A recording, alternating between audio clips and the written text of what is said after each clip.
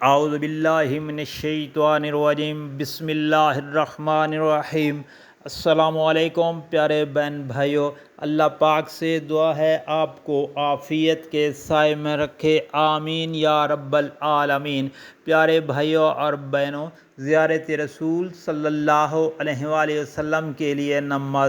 یہ نمازیں پڑھیں گے تو انشاءاللہ اللہ تعالیٰ آپ کو نبی کریم صلی اللہ علیہ وآلہ وسلم کی زیارت نصیب فرمائیں گے۔ حضرت خضر رضی اللہ تعالیٰ عنہ نے فرمایا کہ میں نے حضور نبی کریم صلی اللہ علیہ وآلہ وسلم سے یہ عمل سیکھا ہے کہ جو بندہ یہ چاہے کہ اسے خواب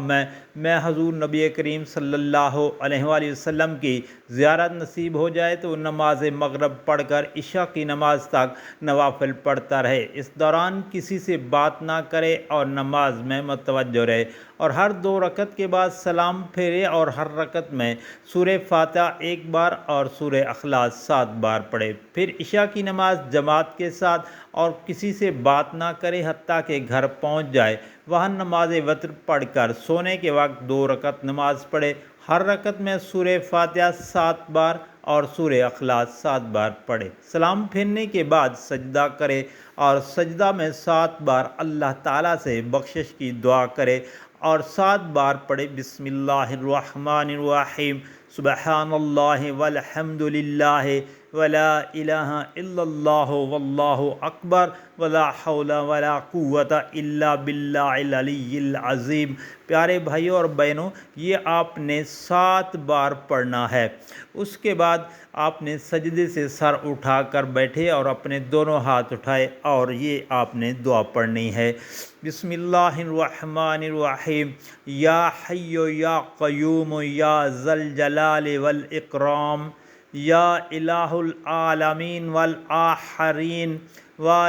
یا رحمان الدنیا والآخرہ، ورحیمہما یا رب یا اللہ یا اللہ یا اللہ۔ اے زندہ، اے ہمیشہ قائم رہنے والے، اے جلال والے اور انعام والے، اے معبود پہلے والوں کے اور آخر والوں کے، اور اے رحمان دنیا اور آخرت میں بہت زیادہ مہربانی فرمانے والے، اے پروردگار اے پروردگار اے پروردگار، اے اللہ جل شانہ، اے اللہ جل شانہ، اے اللہ جل شانہ۔ پھر کھڑے ہو کر یہی دعا پڑھے، پھر دوسرا سجدہ کرے اور اس میں بھی یہی دعا پڑھے، پھر قبلہ رخ لیٹ جائے اور جہاں چاہے سو جائے، لیکن درود شریف پڑھتے ہوئے۔ پیارے دوستو، اللہ پاک سے دعا ہے عمل کی توفیق عطا فرمائے، آمین یا رب العالمین۔